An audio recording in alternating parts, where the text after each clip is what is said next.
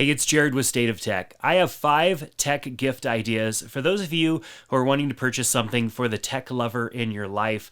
I know as a tech lover that it is hard to buy gifts for me, especially in and around tech. I may already have it, or I have strong opinions on what I may or may not want. And so when it comes to other people purchasing items for me, my best advice is for them to talk to those that I enjoy talking tech with and getting some ideas from them, because those are the people that I have conversations with about tech. It's what we can talk to each other about, we both enjoy. And so this video hopefully will work for some of you who are looking to buy something. I'm going to share some ideas with you and how they work in my life and what I enjoy about them, so that maybe that matches up with the person that you're looking to purchase something for. So we're going to start more on the inexpensive and move our way up to some items that are pretty expensive, but depending on what your budget is, hopefully there's something here for you. So the first item is Airtags. Now, Airtags, a lot of people have talked about, they put them on their keychain. I have one on my keychain, but that's not the way that I find them being most useful. I don't lose my keys, or at least I don't until now that I've said that out loud and put that out there. I'll probably lose them this afternoon. But with an AirTag on my keys, of course, I'm not going to lose them. I know where I left them. But more importantly is the way that I use AirTags to keep tabs on different elements in my life that I don't want to lose. So for example, I've got this Pelican case right here. And in this Pelican case is a bunch of GoPros and accessories that I use when I'm filming.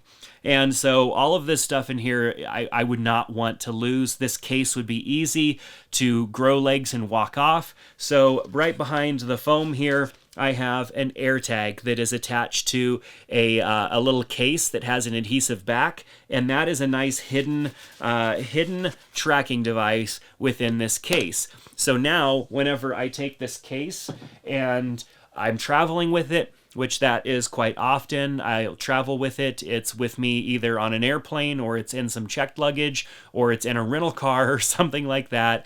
I know where that case is at all times. I have the same setup in some of my larger Pelican cases that do end up being checked on an airplane. So it's very important and very reassuring to me to know that that bag has made it onto the plane, and then it's made it off of the plane when I arrive. I also have an AirTag down in the core of my camera bag. This is my camera and laptop bag that I carry with me quite all the time. It's got camera equipment and a laptop in it, and I want to know where that bag is, whether I left it in my truck, or it's with me in a coffee shop, or I just set it down. I want to remember where that is, and if it does leave, I want to know about it, and I want to be notified immediately. And so what's nice about the AirTags is that, of course, when I leave my home or I leave my office and my stuff is there, I don't get notified that I left it behind, because if I'm leaving my house, it's fine. I can trust that location, which is great. And then if my bag was to leave, or one of my other cases was to leave this area, I would get notified, and I'd be able to track that immediately. One of the nice things about being able to kind of stow these tags away and hide them in an area is that they're not easy to find. And then with a camera bag, somebody's going to be so excited that they found a camera bag and they're hauling off with it to not even think to look for an AirTag, hopefully. So the AirTags are super useful. I made a video on different AirTag accessories like keychains and stuff like that, adhesive back items that you can use to attach these AirTags and place them in obscure places where hopefully they won't be found. So I'll link to that video down below. But AirTags are extremely useful. They come in a pack of 1 or a pack of 4. A pack of 4 is about $100, but consider the cost of paying for insurance, your increased insurance, having to pay a deductible, Not to mention the lost time and everything when something is either lost or stolen. Then an AirTag could help you in that situation. So AirTags, super useful for me. If you're not an Apple user, Samsung also has their own tags that work really well on Samsung phones as well as other Android phones. The only issue with the Samsung tags is that there just isn't as big of a network for those to be found. So with the AirTags, obviously they can connect to any phone. The Find My app works amazing. I've had instances where I was at like my son's basketball game, someone left their phone behind. I couldn't get into the phone to like try and call or figure anything out, but they enabled Find My. A phone number showed up on the screen and I was able to call that phone number from their device, or even see that number and call it from my own device, so that I can tell them, hey, you left your phone behind. Super, super, super useful. And it works the same way with AirTags and other devices like that as well. So Apple's ecosystem with finding lost things has really just been super impressive. So AirTags and AirTag accessories are a great option. Like I said, I'll link to that as well as other items that I mentioned in this video below so that you can see pricing, availability, color options, all that good stuff. So the next item is a set of Bluetooth noise canceling headphones. These are the Sony noise canceling headphones. This is their top of the line. This is the Mark IV, the latest edition that they've had that's been out for, I don't know, most of 2021. What I love about these is how comfortable they are, the quality of the noise cancellation, and just the sound quality, of course, is amazing as well. They come in this case with a loop, and so when I'm traveling, I will attach them to this bag. So you can see here I have this carabiner, which I'll talk a little bit about real quick. It's not a tech item, but it's a great stocking stuffer. This is a Hero Clip, and this Hero Clip works as a carabiner, and so I will put my headphones right here and then hang them on my backpack so that when I'm getting onto a plane or something like that, I could just really easily detach these and slide my bag up. I'm not digging through my bag trying to find my headphones, which takes time, frustrates other passengers that are trying to get on the plane. So very easily. And I'll take the carabiner off too, because it transforms into a hanger, and then I can hang this from the seat back pocket on the airplane. Of course, this is strong enough that I use this with my backpack, and so I actually have this on my backpack all the time. My backpack is relatively heavy because it has a laptop in it, it has camera equipment in it, and I can hang this from a tabletop or hang it from a railing or something like that. And so, I don't like setting my bag on the ground. The ground is usually gross in an airport or a coffee shop. The ground, isn't the cleanest. And so I don't like setting my bag on the ground. This allows me to hang my bag from the tabletop or from a bar or something like that so that my bag doesn't have to sit on the ground. Absolutely fantastic. Let's get back to the tech. So with these headphones, the reason that I like the Sonys over the Bose Quiet Comfort series, I've never owned the Apple version of their noise canceling over-ear headphones. There's something about spending that kind of money on just an Apple-specific product. I don't know. That's actually weird coming from me when I have spent lots of money on Apple products. But the Sony headphones just have features that I absolutely love. Not only are they extremely comfortable and they fit over my ears, which means I'm not going to get that fatigue of something sitting on my ears, or even if the ear cups aren't big enough, sitting over the side of my ear, which is not comfortable. The Bose Quiet Comfort series are a little small for me and don't totally fit over my ears completely. And so after a few hours, it's just not comfortable to have the Bose on my ears any longer. Now, depending on the size of your ears and your head, that might not be a problem for you, but for me, it was a little frustrating. So with these over my ears and turned on, the noise cancellation is absolutely fantastic. It actually even helps me a little bit on an airplane with the pressure that I typically have in my ears using these headphones as well. So it cancels out all of that noise. When I'm in a coffee shop, cancels out the noise. If I want to talk to someone, somebody comes up to me, usually we're pulling our headphones off or whatever really fast. Sometimes if it's on your neck, like it's, it still thinks that it's on your head, and so music is still playing or whatever. It's kind of frustrating. What's nice is you just put your hand over the ear cup and it mutes, it pauses everything, and it turns on the microphones so that you can actually hear what the person is saying. And so it's really easy. I just put my hand over, I can start talking, and then if that was just a short conversation or something really quick, like I could just take my hand off, music starts back up, podcast, whatever I was listening to. Super, super useful. Of course, it also has a capacitive touchpad here as well, so I can go to the next track. I can activate Siri or activate Google Assistant on another device. And so all of those features, really fantastic. Super long battery life. I often only have to charge these once every couple of weeks because I'm never using them more than a few hours at a time. And even at a few hours at a time, I'm getting a lot of length of usage out of these.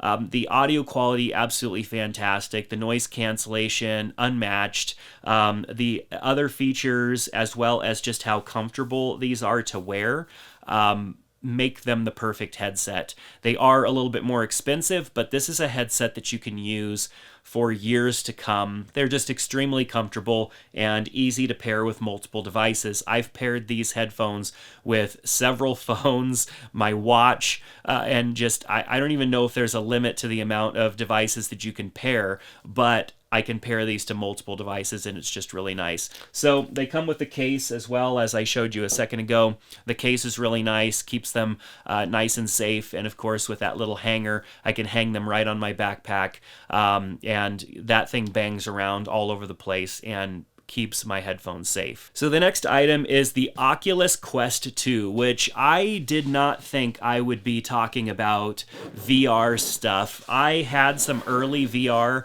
that worked with the phones, when VR was first kind of getting started, and I just didn't like it, and I don't know, I just kind of wrote it off and wasn't paying too much attention to VR. I'd heard of the Oculus and I'd thought about buying one before, but I just couldn't justify the expense, being that I didn't think that there was anything cool that you could do with VR. So, of course, the Oculus Quest 2, they've got some deals going on. I know on Amazon, I think the deal's still going on. You get $50 in Amazon credit if you purchase one. So that brings the cost down. The Oculus has been a really cool experience. I got it. I put it on. Setup was fun. The games are absolutely fun. And for me, in order to play a game and actually enjoy playing a game, like, it has to be a different experience than being on my computer, being on a smartphone or something like that. I just can't get too excited about playing a game on a smartphone or playing a game on my computer, because those are devices I could be using to be productive and get something done. And so with the VR headset, I've really fallen in love with some of the golfing games. There's a putt-putt golf game that's just so much fun, and watching it go through all of the different little channels and trying to get your score as low as possible. I mean, it's a fun experience. It takes me out of the world that is keeping my mind too busy, because my mind is always busy, and it allows me to just be in the game for a few minutes. Now, I don't spend too much time playing this, but it's a nice treat, and it is something that is immersive enough to where I can actually just enjoy playing a game for a few minutes. Now, whether or not you think that VR is going to be the end of the world or whatever, who knows what Zuckerberg is going to do with VR, and maybe we're going to be Ready Player One if you've seen that movie within a few years. I don't really know, but what I do know is that I can treat myself to a few minutes of playing a golf game or playing ping pong or something like that on Oculus, and then get back to what I'm working on. And I don't feel like I should just close the game because I've got my productivity tools right behind that, or I'm not getting notifications of to-do tasks and stuff like that on the Oculus. And so the immersive experience, what it really reminded me of was when the Nintendo Wii came out and we had those motion controllers, and just how much fun those motion controllers were to play games and stuff like that. It was a different experience, and that's what the Oculus feels like to me. So if that tech person in your life hasn't experienced something like this yet, I highly recommend that you grab them one, because the price is relatively good, the games are not too expensive, and they're immersive and fun and just all around enjoyable. Now, if your tech person is an Apple fan, they probably have an Apple Watch, and they may even already have the Apple Watch Series 7. But I know a lot of people decided to hold off on the Series 7 because it's not a whole lot different than the Series 6. And even the Series 5 and the Series 4, most of the Apple Watches all look the same with just a couple little new features. Well, this year's Series 7 didn't come with some new sensor or anything like that. What it really came with is under the hood features and functionality that just makes it easier to use in your everyday life. I know for me, I had to really build my life around charging my Apple Watch, which sounds ridiculous, but before I would go to bed, I'd put the Apple Watch on the charger for about a half hour before I'd go to bed. And then when I wake up in the morning and take a shower and get ready for the morning, I'd put it back on the charger for another half hour. And that would usually keep my Apple Watch charged enough to last through the day. I like wearing my Apple Watch at night because I can track my sleep, and it also works as an alarm clock for me in the morning, so I don't have to have something blaring that I have to, wake up everybody in the house. So the Apple Watch I like to wear at night, and I don't want to charge it all night like I do my phone. I could put my phone on the charger and leave it there all night, but my Apple Watch I want to have on me. Now, when I got the Series 7, I was blown away at how much faster it charges in comparison to previous watches that I've had. I was used to, like I said, putting my watch on the charger a half hour to an hour to get it at least to in the 90 percentile range so that I can wear it all night, and then usually that half hour or so charge in the morning would get it pretty close to 100%. Now, when I put this guy on the charger, the Series 7, it's fully charged within like 15 to 30 minutes tops. It's at 100%, and that's partially because the watch still had 60 to 70% of its battery after the end of a long day, and it doesn't take nearly as long to charge as previous versions do. So that battery life combined with how fastly it quick charges are huge for me, just in it being easier to utilize this device in my life without having to worry about charging so much. On top of that, the slightly larger display really is a benefit. I didn't think that it was going to make that big of a deal, but being that there are other ways to get information into the watch now besides speaking it, there is a swipe keyboard and even a tap keyboard. Having just that much bigger of a display is super useful for me. My fingers are pretty big. I mean, one finger takes up half of the width of the entire Apple Watch of itself. And so having that larger screen definitely helps.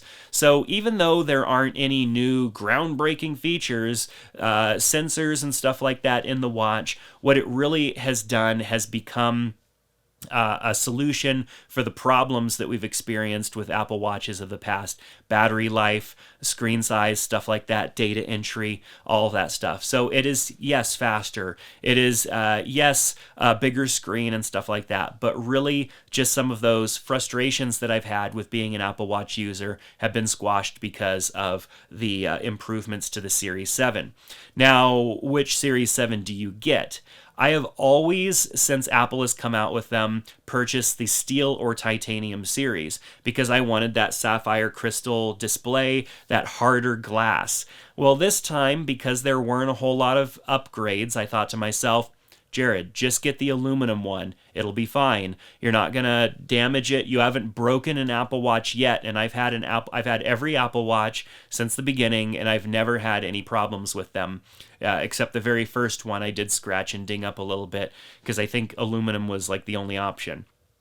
So I went with the aluminum option, which has the Ion X glass, and I've already scratched it. Now, I have my last two Apple Watches, and those have hit everything, and I've had no damage to them at all. I didn't put a screen protector on them. I didn't put a case or anything like that on them.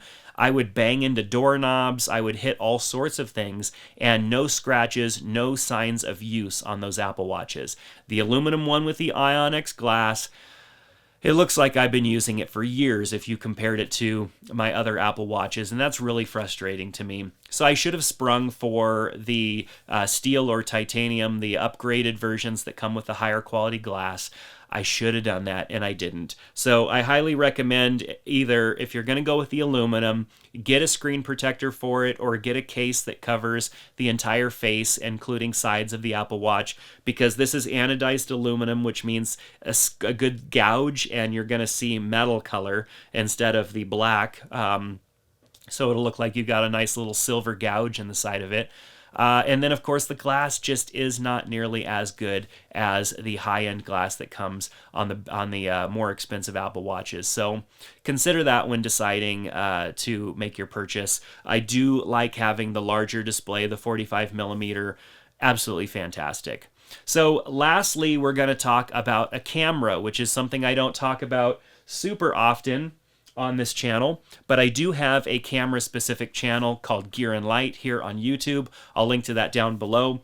Our smartphones have gotten really good at taking pictures, but for the tech people out there, we can still see problems with those photos. We want better looking images. We want better depth of field. We want better resolution. We want true resolution, and you're only going to get stuff like that out of cameras like this. Now, this is the Sony a6600. It's an extremely small camera that packs a punch. It shoots 4K video, it shoots really nice images, and you can attach different lenses to it. Now, this is a 24 to 70 millimeter lens, which is a larger lens. There are lots of smaller lenses that are options as well. And then, of course, you can get even bigger lenses. But that's what's great about a camera like this. It has a fantastic sensor, great autofocus, and takes amazing pictures.